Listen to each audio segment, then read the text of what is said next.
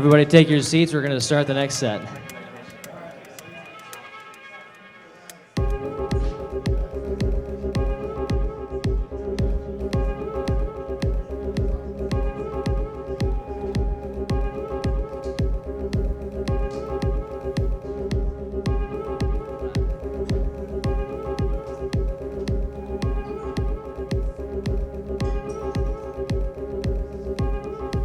Now we're about to continue on with our campaign. Second set. We've got M.0 playing. He just released an album back in August. We'll talk about that after his set.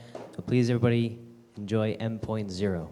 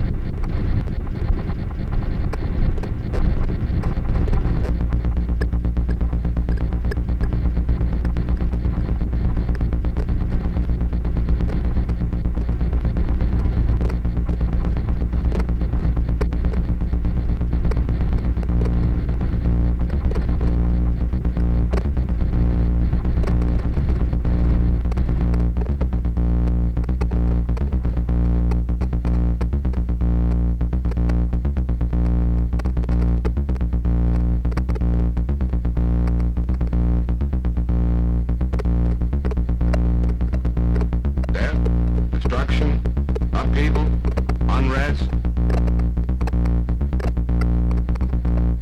death, destruction, upheaval, unrest.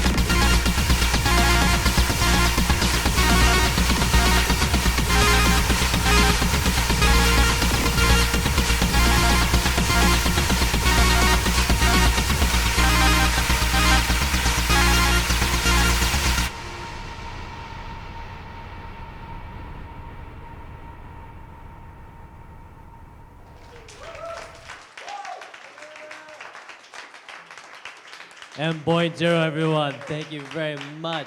My God, Maurice.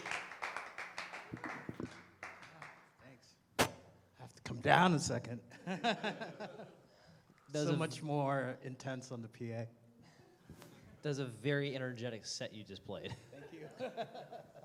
Appreciate it. Thank you all. Thank you so much. So tell me a little bit about how you prepared for tonight. Now it's a little fuzzy because I just jam every day. So I experiment with different stuff. So like I'd say about last week, I started taking elements that I dug and then trying to get it to fit within a 20-minute set. So I first saw you play maybe in either 2018 or 2017 at Church of the Super Surge at Robot Speak. And over the past 2 years, we've come across each other at Resonant Frequencies, Resonant a little bit. And since we started Peaked, I noticed that you were coming every time. And again, I want to say thank you so much for coming out and being a participant and finally playing for us. Thanks. Well, I love coming out because I want to support, because I really appreciate what you guys are doing. You, Resonance SF. I mean, for all the artists, it's really appreciated, because I was just talking to someone that the first time I played was at Resident. And it was just like, I've been messing with modular on the side because I do regular productions. And I was just curious to see what it would be like to play. So once I played, of course, I was hooked. So, and there's so many of us out there that have modular setups and would, just the opportunity to play, even if you've never played before, So thanks to you. Oh, thank you, man. I couldn't. This doesn't happen unless there's people to play. So Catch 22. that's right. Now, tell me. I love the panning. That was something that I caught on right away and was fluent throughout. And tell me a little bit about setting that up. I love doing panning just because I'm thinking in terms of, because all my drums are mono and the percussions are stereo, but the main drums are mono. So by setting up pans, it actually gives it a wider stereo feel, so. And I'm That makes really sense. big into sound. I mean, wideness of sound. That makes sense. Actually, saying they're mono for that aspect of doing the panning, that really makes a lot of sense. Yeah. And that's something that I didn't think about. Yeah, it's something I've experimented with, just in terms of, because it's always difficult to find the right balance for your drums in a mix. So by having the drums and the bass in mono, that's their space, and everything else can do whatever, but that's their space. So that'll always cut through. That's a great concept. I had Trial and error. So tell me a little bit more about the modules you're really focusing on this set. Let's see. At some point, they all made an appearance. But like Instruo, that's how you pronounce it? I'm using that. I don't even remember names, but I'm using their 6 HP module for bass. And then most of my ARPs are on the Roland System 500. And I love that Roland sound. It's just classic. So, and that gives me, those are my foundational modules.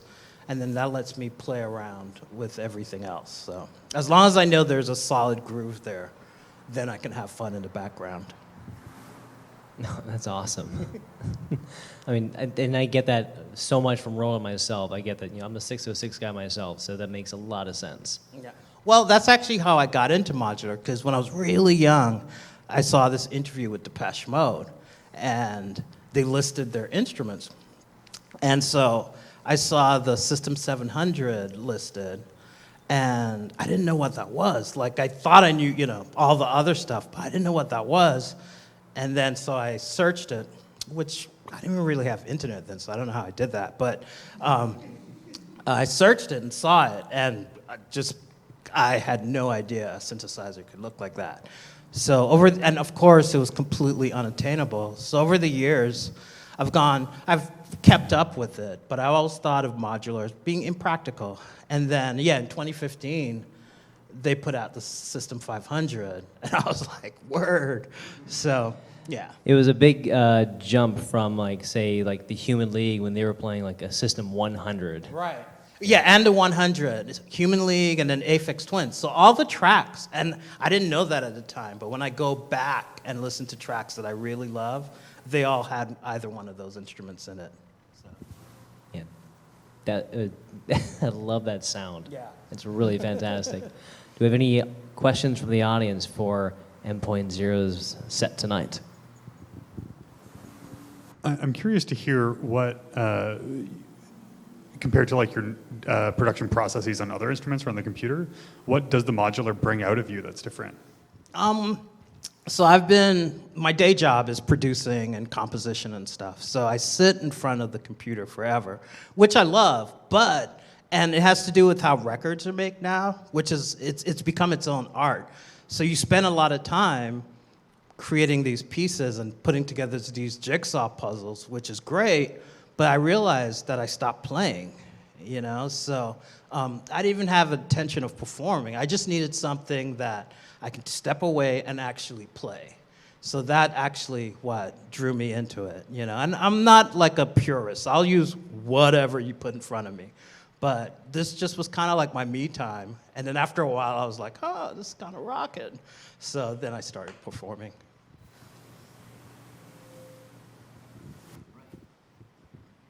That was awesome. Thank you, sir. And also, when you move over to Eurorack, you kind of develop a different attitude towards the instrument. And I assume you take some of that sort of attitude or that approach back to the other music. It has to inform it. What specifically did you bring back right away? The second you tried Eurorack, you're like, oh, right, no, this is the way I ought to be making music over in the real world. Well, first of all, I've always been jealous of guitarists and violinists because, I did not achieve any greatness whatsoever, but I played cello for a little bit in college, and you were just like, this is my instrument, so just that personal feeling of, and then you create or curate everything that's in there, so it's really personal. So that brought back just that vibe and that love of playing, so even when I go back to the computer, that just feels rejuvenated. And then also on the synthesizer side, just breaking it. It's funny, people like to say that modulars are complicated, but they're actually simple compared to everything else. And so by breaking stuff down into their component parts, I think of, I wail on a regular synthesizer now, so, and then so that influence goes back and forth, because one of the goals I had for this is I want to be able to achieve some level of parity with how I play on traditional synthesizers. So they feed each other for sure. Thank you, Roy. So all the panning was done in the WMD mixer? Yeah, Okay. yeah, Okay. yeah. I use different sources, but tonight I'm using the, God, I just brain freeze. I'm using, Batumi. So, but I use whatever, just depending. So I'm wondering, you had a crap ton of layers and it was amazing and awesome. I'm wondering where you find the next layer because you've already got so much going on. How do you find your next sound source to make something else happen after you were already... Well, tonight was an exception. At the end, that was the first time I've ever just opened up everything. Because I kept adding stuff, and I'm all, whoa, it's still working. And I had another one. So by the end, yeah, that was just everything. So normally what I do is I go through, I program really simple sequences That way I can either play them, manipulate them, change them. And so, let me start with this. Like, my foundation is the beat, because I'm used to playing with drummers. So if I have a solid beat, I put some probability in so I could feel like I'm playing with someone. And then I just go through and be sure that each layer works in any combination and with the beat. So even if I don't know what's going on, I know it's going to be somewhere in the park. And if it's not, I can dial it in real quick. So theoretically, I should be able to layer all of them, which is what I explored tonight. But and then the way I have them layered, I can bring in a different sequence while another sequence is going. So it's just about just bringing stuff in and out. I guess I'm just asking sort of like, because, I mean, one of the things about modular, right, is that like, you're like, okay, like I want another voice. Well, that's like another, VCO and like VCA and like filter and like there's another $1,000, right? So it's sort of like are you reusing a lot of stuff through the performance, like using different voices for different purposes? Right. Or So just, I have this like, motto: just because you have them doesn't mean you have to use them. So I do have a lot of voices on standby. So, well, not a lot, but reasonable. And then, yes, I can change stuff while something else is playing. And then, and then dynamics. That's the thing, because that's the part we all forget. So I keep it pretty minimal. And then because if you start at 10, there's nowhere to go. Even though tonight I did go to 11, but. So that's important to me. So I keep a lot of stuff stripped down. And I can be changing stuff while one thing is playing, but I rarely, if ever, have all voices going at the same time,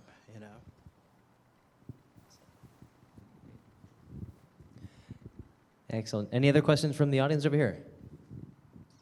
How do you practice transitions? Good question. That's actually,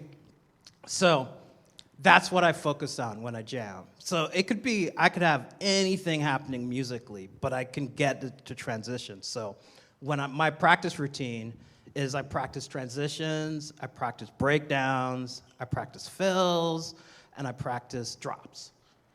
So that's how I spend my time jamming. And so it's just like working on a track. So like if you change from one thing to another, or if you want to drop it down, it's all about the fill, So, so that way I can give the impression that, wow, that's totally a track, But it's the fills that do it. So yeah, I focus on that. That's pretty, irregardless of what I have on the patched up. So. Yeah. Something that I was curious about is you've recently put out an album called Streams from the Unconscious, which is on Bandcamp, and everybody check it out, please. Tell me a little bit about getting that album together. So this album, I did one late last year called Rituals in Time. So once again, my day gig is production and just sitting there. So what I wanted to do with these albums is record them live. Challenge myself to record live, no overdubs, just straight, because when I started out as a recording engineer, my favorite sessions are punk sessions, because those guys just come in, energy, we're done, Like you can record and mix like a punk album in like 2 days, and that's part of why I got into playing modular too. I just miss that energy. I'll still multi-track at times, but I just wanted the challenge of, practicing, getting the levels, and just recording it out. And so those albums are more of an exercise, just to keep me on my toes, basically. And then also, I was, the music business is so strange right now that an album even you're like, this is the best album this year, you'll probably listen to it for a week max. Well, a traditional album takes 6 to 9 months to make, you know? So I was just like, well, I'm not gonna spend 6 to 9 months, you know? So both albums I did in about 2 weeks, you know? And so part of it was just efficiency, you know? So, yeah. One of the tracks that really stuck out to me was By the River. Oh, nice. Yeah. And I like that, within this album, there is a transition where there is, a lot of techno, but there's also some down tempo, which it gets more ambient. And I really like that you went from that transition, because all the live sets I've seen you play, they're all techno, very, very strong forward. And I wanted to let you know that I really appreciate that you went into a different place in your albums. Yeah, I approach albums and live stuff differently. Live stuff is about engaging the audience, but my album stuff, I just kind of want you to chill and listen to it. So I want like different variety, old school, where albums had like, here's your fast track, here's your jam, slow track, So, and I'm pretty chill when I'm at home, so that affects my vibe. But I definitely want, because the stuff I play live, I don't think would translate as well for the listener if you're at home or doing whatever you're doing. So that's kind of like the attitude behind that. Okay.